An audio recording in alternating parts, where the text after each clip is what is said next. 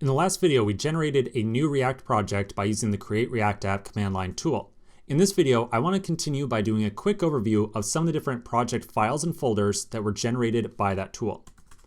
If I print out my list of directories, I should see the lottery-react folder that was just created by the command line tool.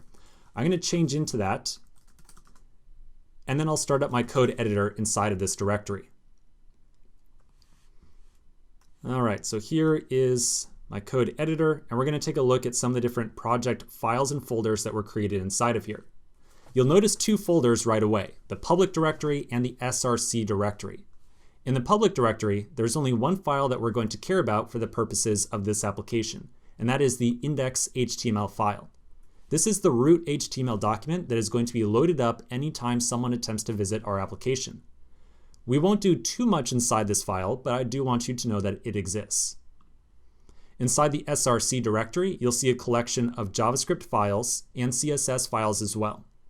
The most relevant file that we're going to be doing a lot of work on is the app.js file. If you open this up, you'll see a component. And hopefully at this point, this component doesn't look too scary. You'll see that it declares a class that extends the root component. There's a render method, and that returns some amount of JSX, which will eventually be displayed on the screen of our browser when we run this application. Let's flip back over to our command line and start up this application and just make sure that we can access it inside of our browser. So back at the terminal, I will run npm run start, like so.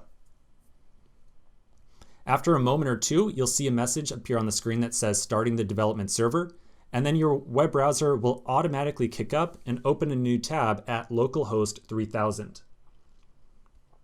After another couple of seconds, the application will finally boot up and you'll see a screen like this appear.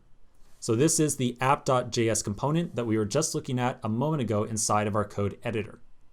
We're not going to use any of this boilerplate that you see right here. In just a moment, we're going to delete a lot of the code inside that app.js file. But I just want you to know, hey, this is what you should be seeing by default. All right, so let's pause here. We're going to come back in the next section and start modifying the code inside of this project to incorporate some different components of our Ethereum application. So we'll get started in the next video.